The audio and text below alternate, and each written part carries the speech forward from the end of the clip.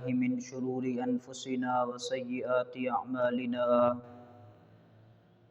من يهده الله فلا مضل له ومن يضلله فلا هادي له ونشهد أن لا إله إلا الله وحده لا شريك له ونشهد أن محمدًا عبده ورسوله من يطع الله ورسوله فقد رشد واهتدى ومن يعص الله ورسوله فقد ضل وغوى أما بعد فإن أصدق الكلام كلام الله وخير الهدي هدي محمد صلى الله عليه وسلم وشر الأمور محدثاتها وكل محدثة بدعة وكل بدعة ضلالة وكل ضلالة في النار أعوذ بالله من الشيطان الرجيم بسم الله الرحمن الرحيم يا أيها الذين آمنوا اتقوا الله وقولوا قولا سديدا يصلح لكم أعمالكم ويغفر لكم ذنوبكم ومن يطع الله ورسوله فقد فاز فوزا عظيما وقال الله سبحانه وتعالى وتزودوا فإن خير الزاد التقوى واتقون يا أولي الألباب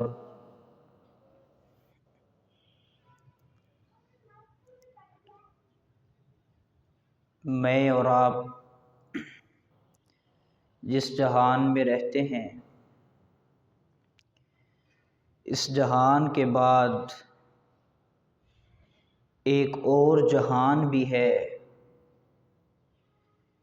جس کے اندر میری اور آپ کی زندگی کا نچوڑ ہمارے سامنے رکھا جائے گا۔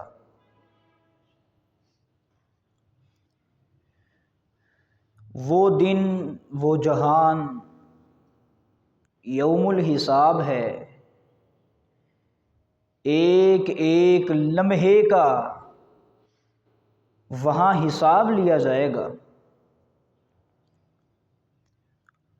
وہ دن یوم النشور ہے، وہ دن میرے اور آپ کی زندگی کا ایک ایک لمحہ اللہ رب العزت کے سامنے رکھنے کا دن ہے کہ ہم نے اپنی زندگی کس طرح گزاری ہے۔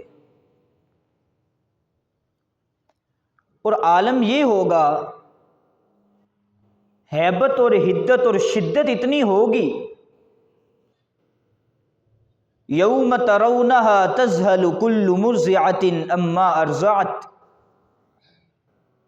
لوگ آپس میں ایک دوسرے کو دیکھ کر یہ گمان کر رہے ہوں گے کہ شاید لوگ آج نشے میں ہیں۔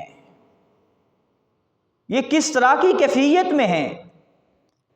حالانکہ اللہ کا قرآن کہتا ہے وہ نشے کی کیفیت میں نہیں ہوں گے، وہ اس دن کی ہیبت ہوگی جس دن کی ہیبت آج ان پہ طاری ہو چکی ہے۔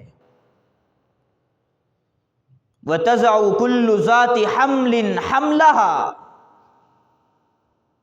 دنیا کے اندر رہتے ہوئے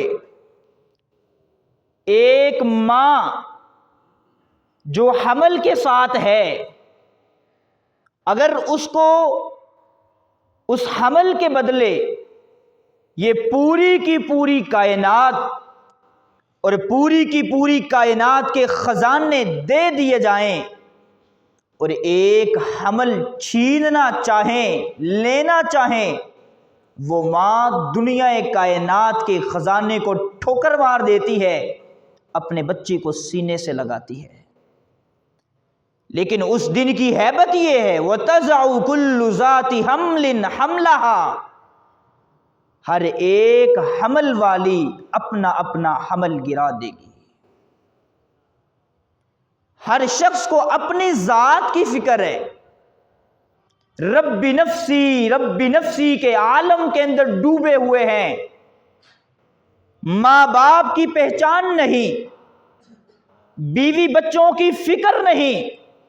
آج اگر فکر ہے تو یہی ہے، میرے بیوی بچوں کو لے لیا جائے، میری کل کائنات کو لے لیا جائے، اور آج مجھے نجات مل جائے۔ ہر شخص کی یہ خواہش ہوگی، اور اللہ رب العزت کے سامنے ہر ایک شخص کھڑا ہوگا۔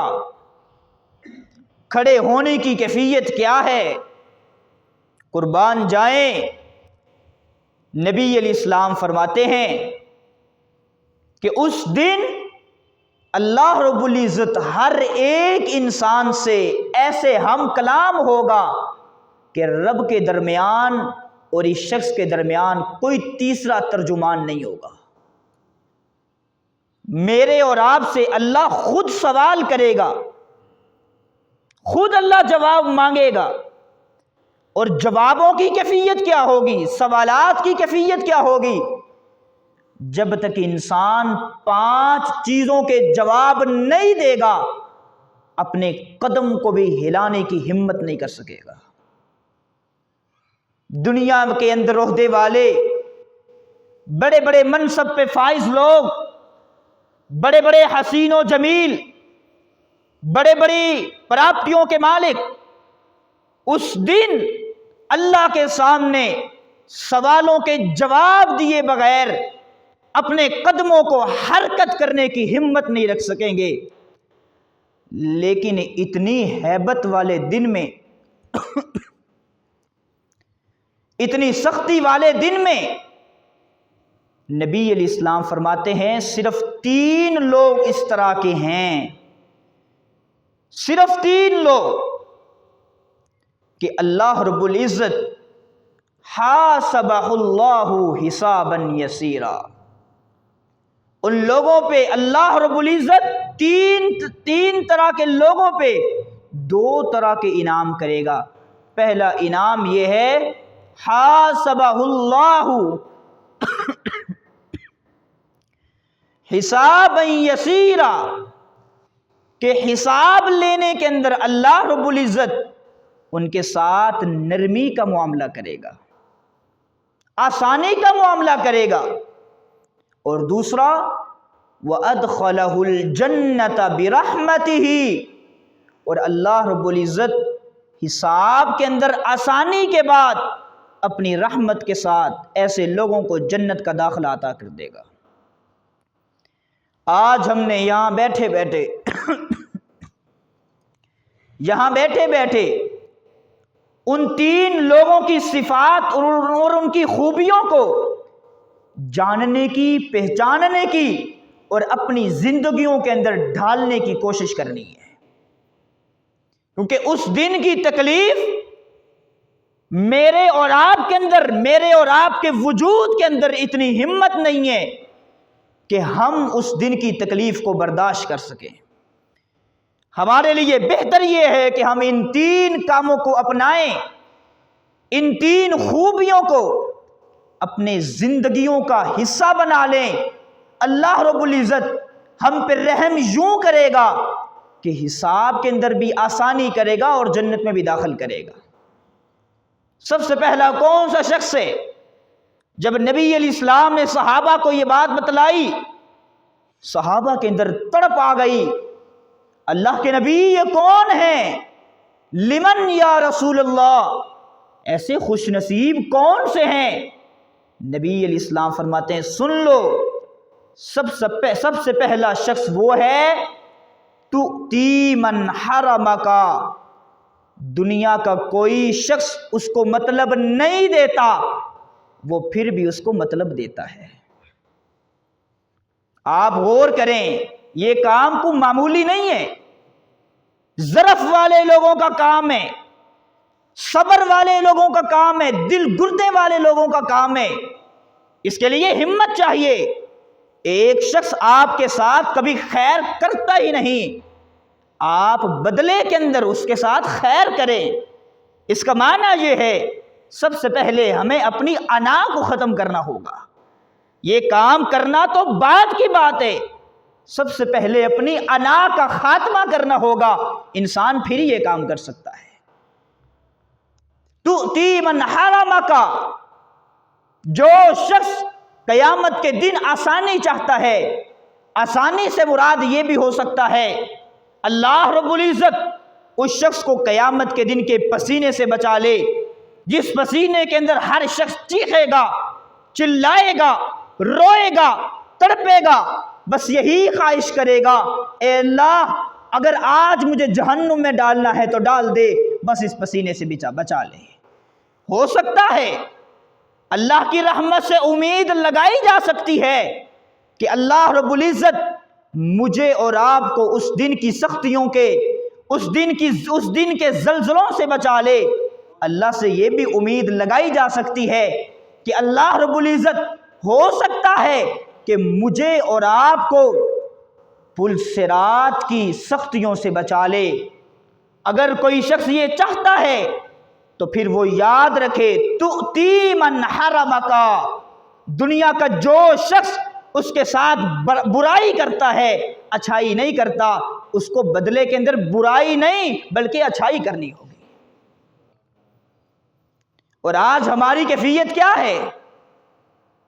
ہمارے ایمان کا لیول یہ ہے، ہم اچھائی اس کے ساتھ کرتے ہیں جو ہمارے ساتھ اچھائی کرتا ہے۔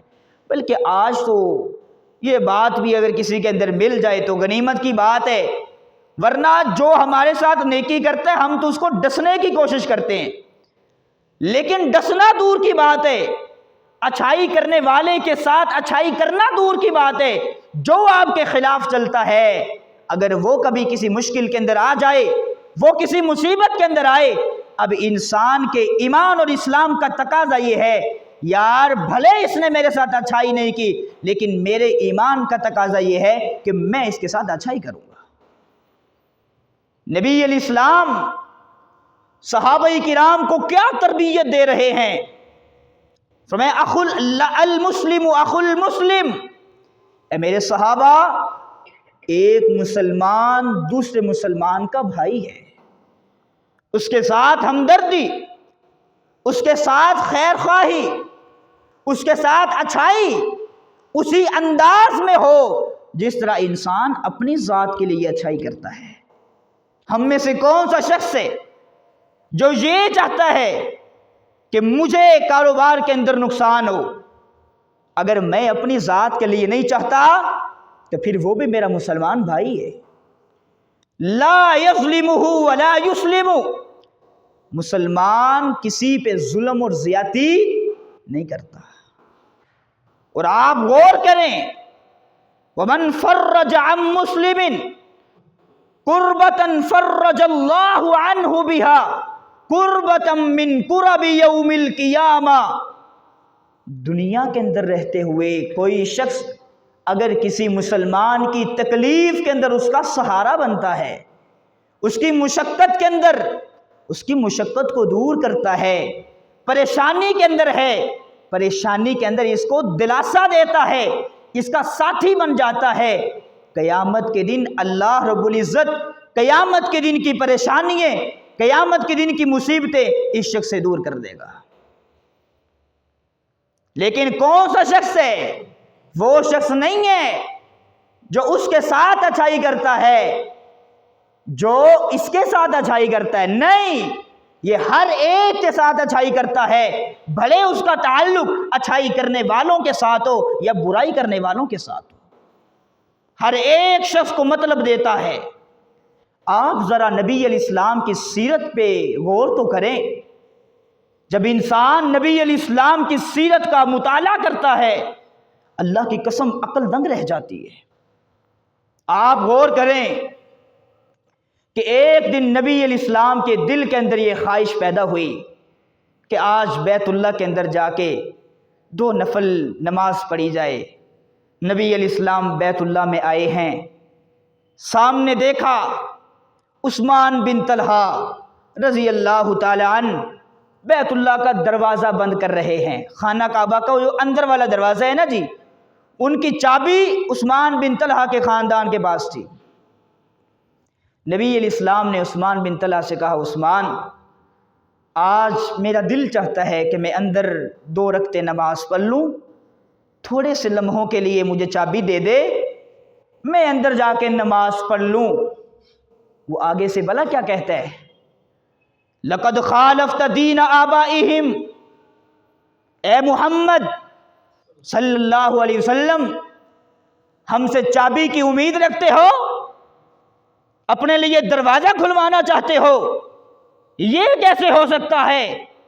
تم نے تو ہمارے باپ دادا کی دین کی مخالفت کی ہے، اس کی دھجیاں اکھیڑ کے رکھ دی.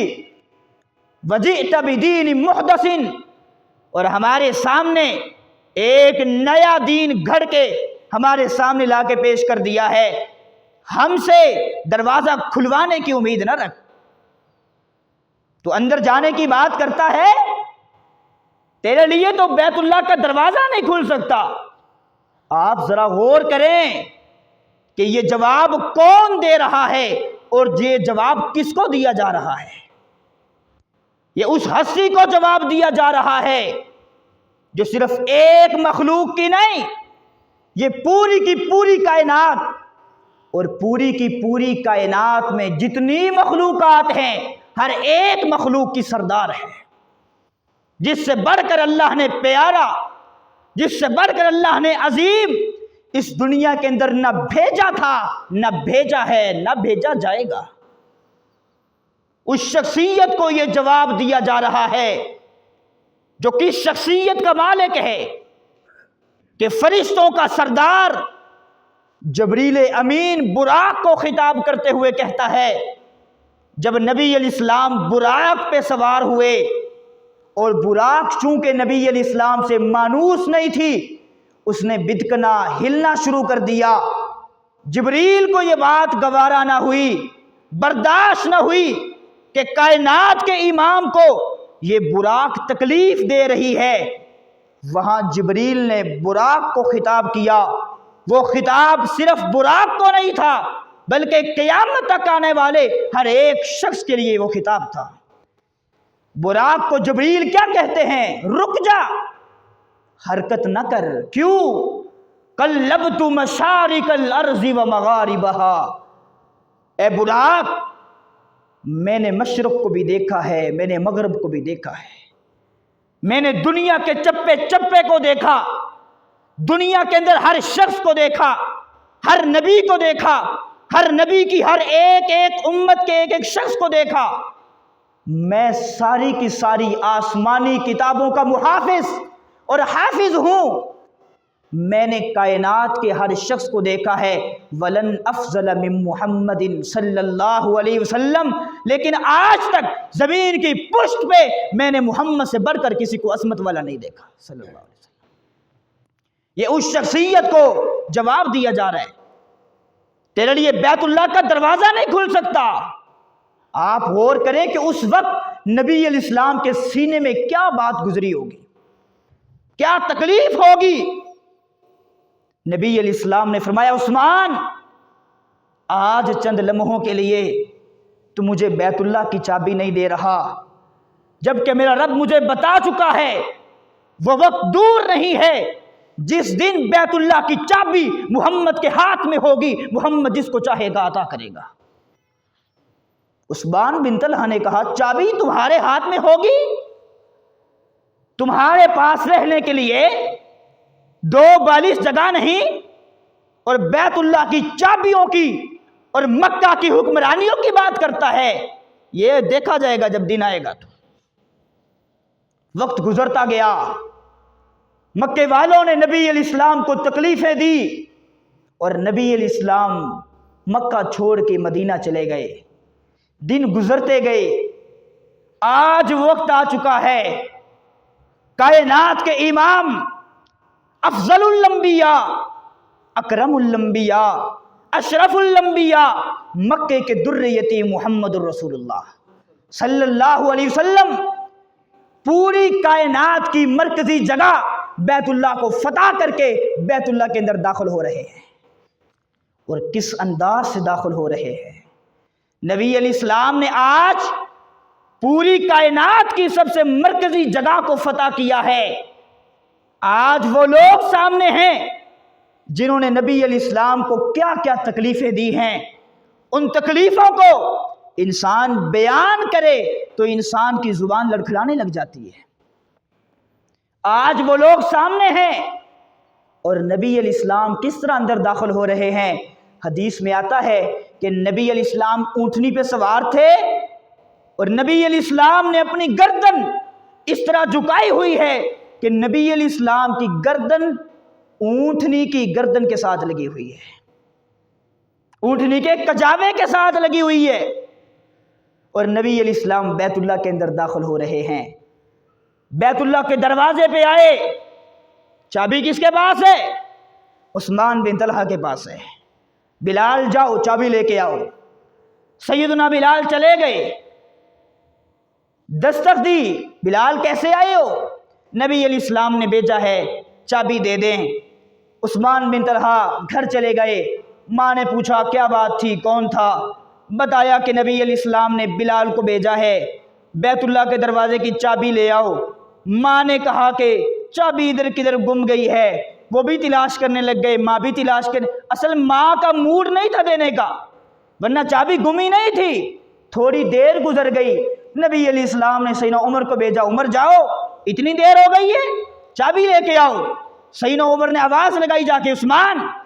جب عثمان کی ماں نے آواز سنی عمر کی، کہنے لگتا ہے یہ عمر کی آواز ہے، چابی لے جاؤ۔ عثمان بن طلحہ چابی لے کے باہر آئے۔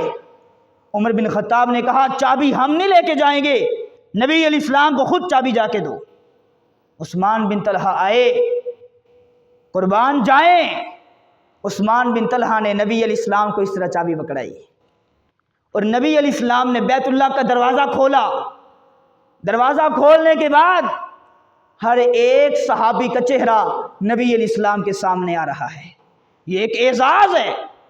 بیت اللہ کے دروازے کی چابی آج کسی نہ کسی کو تو ملے گی، عثمان بن طلحہ کو کیسے مل سکتی ہے؟ اس نے تو نبی علیہ السلام کو یہ جواب دیا تھا، آج چابی کسی نہ کسی کو ملے گی۔ اور بعض روایات میں آتا ہے سیدنا عباس رضی اللہ تعالی عنہ جو نبی علیہ السلام کے سگے چچا تھے، وہ کہتے ہیں اے محمد صلی اللہ علیہ وسلم، یہ چابی میرے حوالے کر دیں، میں حاجیوں کو پانی بھی پلاتا ہوں، ان کی خدمت بھی کرتا ہوں۔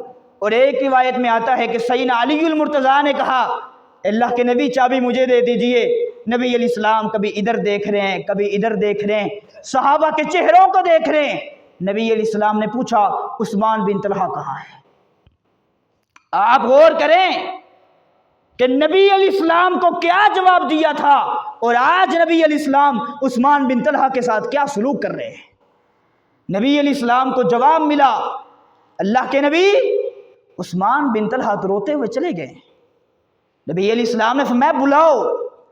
عثمان بن طلحہ آ گئے۔ عثمان کیا بات ہے؟ یوں محسوس ہوتا ہے کہ تو نے یہ چابی ہمیں دل سے نہیں دی۔ اللہ کے نبی دل سے دی ہے، تو پھر میں نے سنا ہے کہ تو روتے ہوئے چلا گیا ہے۔ جی ہاں اللہ کے نبی، جب آپ کو چابی دے رہا تھا اس وقت مجھے ایک دن یاد آ گیا تھا۔ نبی علیہ السلام نے پوچھا کون سا دن یاد آیا؟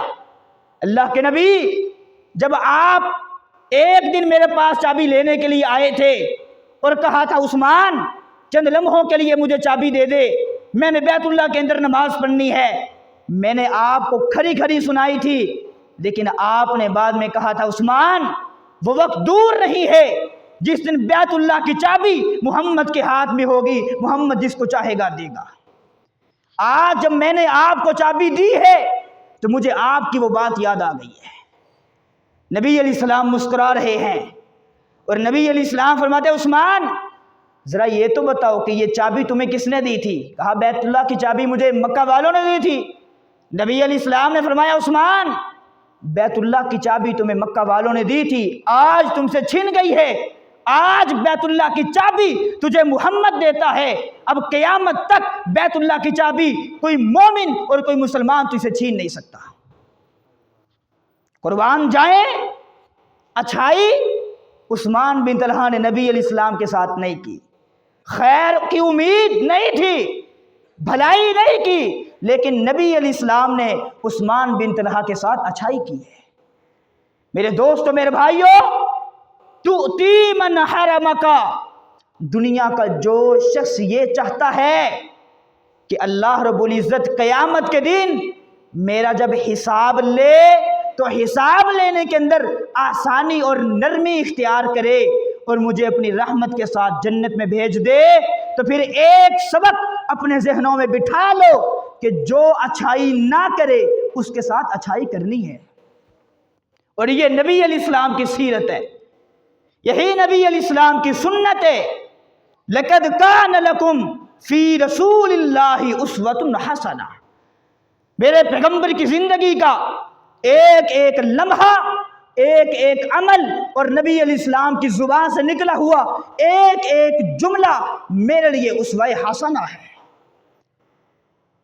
یہ ہے پہلا وہ شخص جس کے ساتھ اللہ رب العزت قیامت کے دن نرمی کا معاملہ کرے گا، اور دوسرا شخص کون ہے؟ وَتَعْفُو أَمَّنْ ظَلَمَكَ، اے میرے صحابہ، اگر کوئی شخص یہ چاہتا ہے اس کے ساتھ نرمی کا معاملہ کرے تو پھر یاد رکھے جو شخص اس پہ ظلم کرے وہ اس کو معاف کر دے۔ اب آپ غور کریں، یہ کام کوئی آسان نہیں ہے، لیکن قیامت کے دن کی بھی ایک تکلیف ہے، اس کی بھی ہیبت ہے، اللہ کے سامنے کھڑے ہو کے جواب دینے کی بھی ایک حدت اور شدت ہے۔ اللہ رب العزت، حدیث میں آتا ہے کہ اللہ رب العزت بعض بندوں سے سوال ایسے کرے گا، یہ تو نے کام کیوں کیا تھا، یہ تو نے کام کیوں کیا تھا؟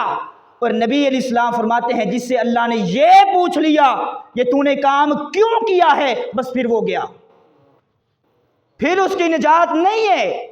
اور جس سے اللہ نے یہ پوچھ لیا، اللہ رب العزت ایک شخص کو اپنے پردے میں کرے گا، سب سے چھپا کے اللہ رب العزت اس شخص سے کہے گا، اے میرے بندے، تو نے فلاں گناہ کیا تھا، فلاں گناہ کیا تھا، فلاں گناہ کیا تھا؟ وہ شخص کہے گا، اللہ جی ہاں میں نے کیا تھا۔ وہ شخص کہے گا آج کامیابی نہیں ہے، مگر اللہ رب العزت اپنی رحمت کے ساتھ اس شخص کو جنت کے اندر بھیج دے گا۔ آپ غور کریں، اب جو شخص یہ چاہتا ہے میرے ساتھ اس طرح نرمی کا معاملہ ہو، تو جو شخص اس کے ساتھ زیادتی کرتا ہے وہ آگے سے اس کو معاف کر دے۔ ہمارا رویہ کیا ہے؟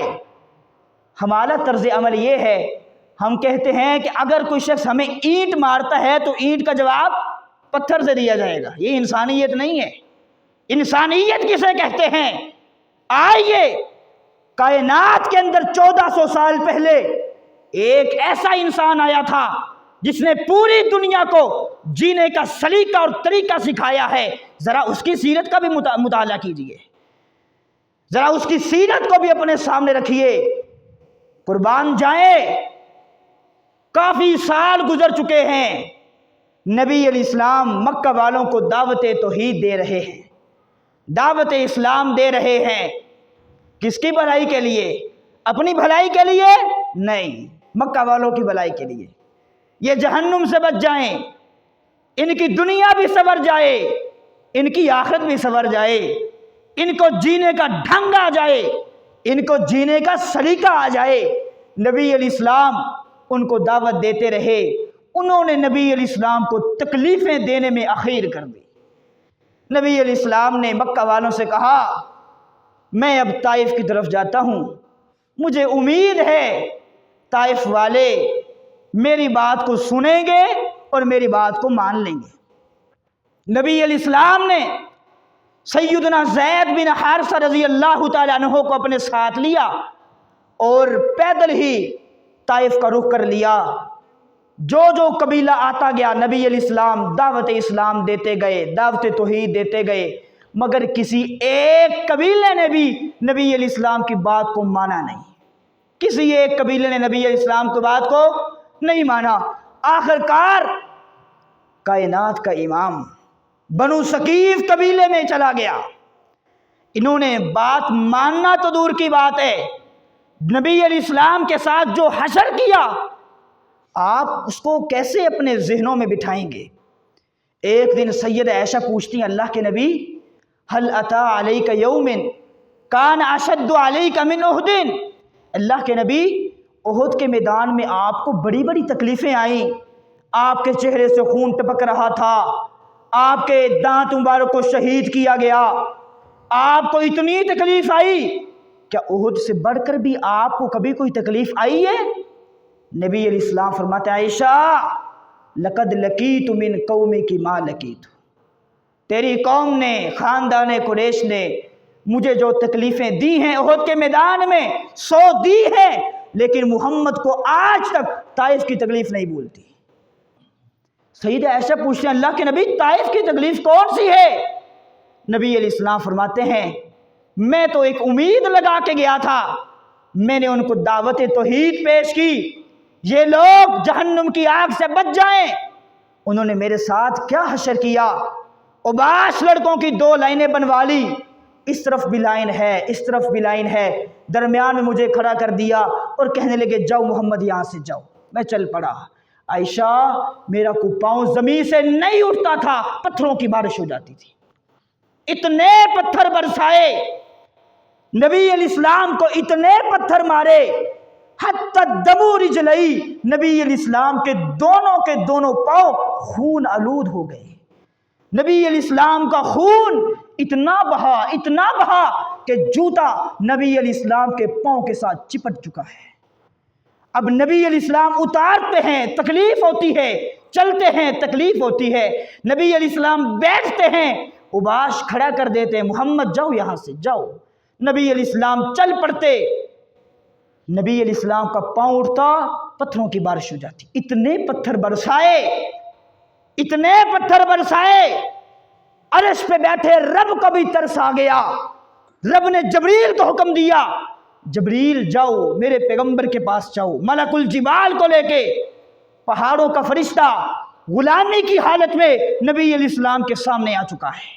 اللہ کے نبی آپ کے ساتھ جو زیادتی ہوئی ہے رب نے دیکھ بھی لیا ہے، رب نے سن بھی لیا ہے، آپ کی ہاں کی دیر ہے، آپ کی زبان سے ہاں نکلے گا۔ یہ طائف کی بستی یہ 2 پہاڑوں کے درمیان ہے، اس طرف بھی پہاڑ ہیں اور اس طرف بھی پہاڑ ہیں، درمیان میں یہ طائف کی بستی ہے، آپ کی ہاں کی دیر ہے۔ جس طرح چکی کے 2 پارٹ ہوتے ہیں، ان 2 پارٹوں کے اندر آنے والا دانہ پیس کے رکھ دیا جاتا ہے، میں ان پہاڑوں کو پارٹ بنا کے اس بستی کو دانے کی شکل دے کے پیس کے رکھ دیتا ہوں۔ قربان جائیں، نبی علیہ السلام نے فرشتے کو کیا کہا تھا؟ ابھی جلدی کرو، یہ کہا تھا؟ ہمارا رویہ کیا ہے؟ ہمیں مارنا تو دور کی بات ہے، کوئی ٹیڑھی آنکھ سے بھی دیکھ لے ہم کہتے ہیں یہاں سے جائے گا کیسے؟ ہمارے اندر تو ضعف یہ ہے، ہمارے اندر تو ایمان کا لیول یہ ہے، ہمارے پیغمبر کی صورتحال کیا ہے آپ کے سامنے ہے، لیکن نبی علیہ السلام نے کیا ہی امت کو سبق دیا ہے۔ نبی علیہ السلام فرماتے فرشتے ایسا نہیں کرنا، ایسا نہیں کرنا، انہوں نے محمد کو تکلیف دی ہے تو کوئی بات نہیں، مجھے امید ہے اللہ ان کی اولادوں میں ایسے لوگ پیدا کرے گا جو کلمہ پڑھ کر توحید کو جاننے والے، سمجھنے والے اور دنیا کے کونے کونے میں پہنچانے والے ہوں گے۔ یہ ہے نبی علیہ السلام کی سیرت۔ وَتَعْفُوا عَمَّنْ ظَلَمَكَ، جو زیادتی کرتا ہے، ظلم کے پہاڑ توڑتا ہے، اینٹ کا جواب پتھر سے نہیں دینا بلکہ انسانیت کے تقاضوں کو ملحوظ خاطر رکھتے ہوئے ایسے شخص کو معاف کر دینا ہے۔ فتح مکہ ہو چکا ہے اور فتح مکہ کے بعد نبی علیہ السلام نے اسی قبیلے پہ حملہ کر دیا، انہوں نے آگے سے جو رد عمل دیا وہ الگ بات ہے، بالآخر اللہ نے فتح عطا کر دی۔ اسی قبیلے کے 6000 لوگ نبی علیہ السلام کے سامنے سر جھکا کے قیدی بن کے کھڑے ہوئے ہیں۔ 6,000 لوگ. اب نبی علیہ السلام کے سامنے 3 طریقے کار ہیں, 3 راستے ہیں. سب سے پہلا راستہ یہ ہے, اب ان ظالموں کو ساری زندگی اپنا غلام بنا لیا جائے, جب تک یہ زندہ رہے ان سے اور ان کی اولادوں سے اپنی خدمت کروائی جائے. ایک راستہ تو یہ ہے, اگر ہمیں کوئی تکلیف دے اور ہمارے پاس یہ آپشن ہو, ہم میں سے کون سا شخص ہے جو یہ پسند نہیں کرے گا. اور دوسرا راستہ کیا ہے کہ ان کو بیچ دیا جائے. 6,000 غلام ہیں, اگر ایک غلام کو بھی بیچتے ہیں تو کئی لاکھ درہم ملیں گے. یہ 6,000 غلام ہیں, ان کو بیچا جائے تو کئی مہنگی اور بھاری قیمت پہ بیچے جائیں گے, اور نبی علیہ السلام کی حکومت کے اندر بڑی تبدیلی آئے گی. دوسرا راستہ یہ ہے. اور تیسرا راستہ یہ ہے کہ ایسے لوگوں کو معاف کر دیا جائے. نبی علیہ السلام نے قربان جائیں صرف ایک صحابی کی خاطر ان 6 کے 6,000 قیدیوں کو رہا کر دیا. 6,000 قیدیوں کو رہا کر دیا, اور صرف رہا نہیں کیا بلکہ حدیث میں آتا ہے نبی علیہ السلام نے ان 6,000 قیدیوں کو جاتے جاتے ایک ایک چادر بھی تحفے میں دی تھی. یہ کون سے لوگ ہیں جنہوں نے نبی علیہ السلام کو پتھر مار مار کر لہو لہان کر دیا. نبی علیہ السلام, ایک حدیث میں آتا ہے, میں جب پڑھ رہا تھا بڑا حیران ہو رہا تھا کہ نبی علیہ السلام بنو ثقیف قبیلے سے ایک انگوروں والے باغ کے پاس پیدل چل کے آئے تھے. پیدل چل کے آئے تھے. اتنی تکلیف ملی ہو اور انسان کو پیدل چلنا پڑ جائے, آپ اندازہ لگا سکتے ہیں کہ انسان کا چلنا کتنا دشوار ہوگا. لیکن میں نے جب تحقیق کی کہ آخر اس کا فاصلہ کتنا ہے, کہ نبی علیہ السلام اتنی تکلیف کے بعد, اتنی تکلیف میں پیدل چل کے بنو ثقیف قبیلے سے اس باغ تک پہنچے ہیں, تو مجھے جو ملا ہے وہ 5 کلومیٹر کا فاصلہ ہے. 5 کلومیٹر نبی علیہ السلام اسی تکلیف کے عالم میں, اسی حدت اور شدت کے عالم میں پیدل چلے ہیں. آپ اندازہ لگائیں کہ نبی علیہ السلام کو کس تکلیف کا سامنا کرنا پڑا ہوگا. اور نبی علیہ السلام نے ان ساری تکلیفوں کو بھلا کر, پسے پوش ڈال کر ان سارے کے سارے لوگوں کو معاف کر دیا ہے. وَتَعْفُوا عَمَّنْ ظَلَمَكَ, آپ اگر یہ چاہتے ہیں اللہ رب العزت آپ کے ساتھ آسانی کا معاملہ کرے, قیامت کے دن پوری دنیا کے سامنے جب آپ کی کرتوت, آپ کے گناہ لوگوں کو دکھائے جا رہے ہوں, اللہ پردے ڈال کر آپ کو جنت کا مہمان بنا دے, تو پھر ایک سبق اپنے ذہنوں میں بٹھا لیں, جو آپ کے ساتھ زیادتی کرے بس اس کو معاف کر دینا ہے. بات کافی لمبی ہو چکی ہے. آخری بات یہ ہے, یہ دو شخص ہو گئے. سب سے پہلا کون ہے؟ ایک تو جو آپ پر ظلم کرے اس کو آپ نے معاف کرنا ہے, اور ایک یہ ہے اگر کوئی آپ کو مطلب نہیں دیتا آپ نے اس کو مطلب دینا ہے. اور تیسرا یہ ہے وَتَصِلُوا مَنْ قَطَعَكَ, جو شخص, جو رشتہ دار آپ کے ساتھ بات بات پر توڑ دیتا ہے رشتہ داری کو, آپ کا حق یہ ہے کہ آپ نے اس رشتہ داری کو جوڑنا ہے. ہماری کیفیت کیا ہے؟ ہماری جوڑنے کی کیفیت تو میرے خیال میں نہیں ہے. ہم کہتے ہیں کہ رشتہ دار ہوتے ہی دشمن ہیں. ذرا سوشل میڈیا استعمال کریں تو میں سمجھتا ہوں کہ ہمیں رشتہ داروں سے بڑھ کر کائنات میں کوئی دشمن نظر نہیں آتا. جو سوشل میڈیا آج ہمیں درس دے رہا ہے, آج اس امت کے نوجوان طبقے کی جو ذہن سازی کی جا رہی ہے, اللہ کی قسم یہ ہماری امت کی اور آج اس نوجوان نسل کی نسل کشی کی جا رہی ہے. اللہ کے بندو, ان فتنوں کو سمجھو, سنی سنائی باتوں پہ عمل نہ کیا کرو, ہواؤں کے رخ پہ مڑ نہ جایا کرو, پہلے بات کی تحقیق کیا کرو, اپنے رشتہ داروں کے ساتھ اچھا سلوک کیا کرو. آپ نے نبی علیہ السلام کی سیرت کو تو پڑھا ہے, سنا ہے, مکے والوں نے نبی علیہ السلام کے ساتھ کیا کچھ نہ کیا. میں کہتا ہوں اس وقت اگر کسی شخص کے ذہن کے اندر کوئی سزا آتی تھی، انہوں نے ہر وہ سزا نبی علیہ السلام پہ ڈھائی ہے۔ جو تکلیف کا، جو اذیت کا راستہ جس کے ذہن میں آتا، اس نے اسی طرح نبی علیہ السلام کو تکلیف دی ہے۔ آج نبی علیہ السلام فاتح کی حیثیت سے بیت اللہ کے اندر داخل ہو رہے ہیں۔ یہ سارے سردار جو آج تک نبی علیہ السلام کی جان کے دشمن تھے، نبی علیہ السلام کے سامنے سر جھکا کے کھڑے ہیں۔ نبی علیہ السلام نے فرمایا، بتاؤ آج تمہارے ساتھ کیا سلوک کیا جائے؟ میں کہتا ہوں یہ مکے والے تھے تو ظالم، تھے تو بڑے ہی متکبر انسان، مگر تھے مزاج شناس۔ نبی علیہ السلام سے کہتے ہیں انت کریم ابن کریم، آپ کے ساتھ تو ہمیں جو آپ کے ساتھ امیدیں ہیں وہ امیدیں یہ ہیں کہ آپ اچھے باپ کے بیٹے ہیں، شریف خاندان کے بیٹے ہیں، شریف دادا کے پوتے ہیں، آپ کے ساتھ ہماری اچھی امیدیں وابستہ ہیں۔ نبی علیہ السلام نے فرمایا، لوگو آج میری مثال بھی میرے بھائی یوسف کی طرح ہے، آج میں تم سب کو معاف کر دیتا ہوں۔ لا تثریب علیکم اليوم، آج یہ لوگ ہیں جنہوں نے نبی علیہ السلام جب سجدے میں گئے اوپر اوجڑی پھینک دی، نبی علیہ السلام کو کیا کیا تکلیفیں دی، سیدنا بلال کو کوئلوں پہ لٹایا، سیدنا عمار بن یاسر رضی اللہ تعالی عنہ کے والدین کے ساتھ کیا سلوک کیا، زبان لڑکھڑا جاتی ہے۔ آج یہ وہ لوگ ہیں جن کے اگر بازو بھی کاٹ دیا جائیں، ان کی گردنیں اڑا دی جائیں، پھر بھی اس ظلم کا ازالہ نہیں ہے۔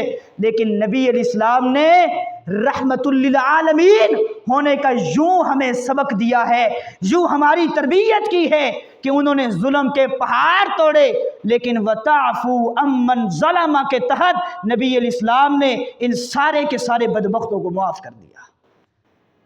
ہمارے بھائیوں، ہماری تربیت تو نبی علیہ السلام نے یہ کی ہے، اور آج ہم کس ڈگر پہ چل رہے ہیں، ہم کس راستے پہ چل رہے ہیں؟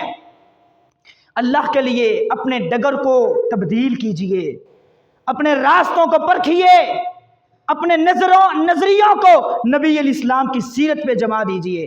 اللہ کی قسم مجھے آج تک کوئی ایسی مثال نہیں ملی، کوئی ایسی مثال نہیں ملی کہ جو شخص نبی علیہ السلام کی سیرت پہ چلا ہو اور وہ زندگی کے کسی موڑ پر ناکام ہوا۔ ایسا معاملہ میں نے نہیں دیکھا، اور نبی علیہ السلام نے سب کو معاف کر کے، نبی علیہ السلام کی سیرت یہ ہے، سب کو معاف کر کے نبی علیہ السلام نے رشتہ داروں کے ساتھ رشتہ داری جوڑی ہے، نبھائی ہے۔ یہ نبی علیہ السلام کی سیرت ہے۔ سیدنا یوسف علیہ السلام بھائیوں نے کیا کچھ نہ کیا، باپ سے جدا کر دیا، کنویں کے اندر پھینک دیا، آپ کو بازاروں کے اندر بیچ دیا۔ زندگی پھر اپنے رنگ تو دکھاتی ہے، پہلے وہ دن تھے، آج اللہ نے بادشاہی عطا کر دی۔ آخری بات ہے، سیدنا یوسف علیہ السلام کو اللہ نے بادشاہی عطا کی، قحط پڑ جاتا ہے۔ سیدنا یعقوب علیہ السلام کے بیٹے، سیدنا یوسف علیہ السلام کے بھائی یوسف علیہ السلام کے پاس آئے ہوئے ہیں دانے لینے کے لیے۔ انہوں نے یوسف علیہ السلام کو نہیں پہچانا، لیکن یوسف علیہ السلام نے ان کو پہچان لیا۔ یوسف علیہ السلام یہ بھی تو کر سکتے تھے، یہ تو وہ لوگ ہیں جنہوں نے میری زندگی برباد کر کے رکھ دی، مجھے میرے باپ سے دور کر دیا، مجھے تکلیفوں کے اندر دھکیل دیا، میں آج ان سے بدلہ لے سکتا ہوں۔ لیکن آپ سارا واقعہ جانتے ہیں، آخر کار جب وہ یوسف علیہ السلام کو پہچان لیتے ہیں، یوسف علیہ السلام ان سے کیا کہتے ہیں؟ لا تثریب علیکم اليوم، او لوگو آج تمہارے اوپر کسی قسم کی پریشانی نہیں ہے، آج میں تم سب کو معاف کرتا ہوں، تم اللہ سے معافی مانگ لو۔ رشتہ داری کو توڑا نہیں ہے، رشتہ داری کو جوڑا ہے۔ میرے دوستوں، میرے بھائیوں، میری بہنوں، میری ماں، زندگی کے کسی موڑ پر اگر کوئی شخص آپ کے ساتھ رشتہ داری کو توڑتا ہے، آپ کا حق یہ ہے رشتہ داری توڑنا نہیں ہے بلکہ رشتہ داری کو جوڑنا ہے۔ اگر کوئی شخص یہ چاہتا ہے قیامت کے دن اللہ رب العزت میرے ساتھ رحمت کا معاملہ کرے، مجھے جنت میں داخل کر دے، میرے گناہوں پہ پردے ڈال دے، حساب کے اندر آسانی پیدا کر دے، مجھے قیامت کے دن کے پسینے سے بچا لے، مجھے اس دن کی ہیبت، شدت اور حدت سے بچا لے، تو پھر اس کو 3 کام کرنا پڑیں گے۔ جو مطلب نہیں دیتا، جو اچھائی نہیں کرتا، اس کے ساتھ اچھائی کرنا ہوگی، اس کو مطلب دینا ہوگا، اور جو آپ پر ظلم کرتا ہے، زیادتیاں کرتا ہے، اچھائی نہیں کرتا، اس کو معاف کرنا ہوگا۔ اور تیسرا اور آخری کام یہ ہے، اگر کوئی رشتہ دار آپ کے ساتھ تعلق توڑتا ہے، آپ کا حق یہ ہے کہ آپ اس کے ساتھ رشتہ داری کو جوڑیں۔ اگر یہ تینوں کام آپ کر لیتے ہیں، اللہ رب العزت کی رحمت کے مستحق بن جائیں گے۔ اللہ سے دعا ہے اللہ رب العزت مجھے اور آپ کو عمل کی توفیق عطا فرمائے۔ اقول قولی ھذا وآخر دعوانا الحمد للہ رب العالمین۔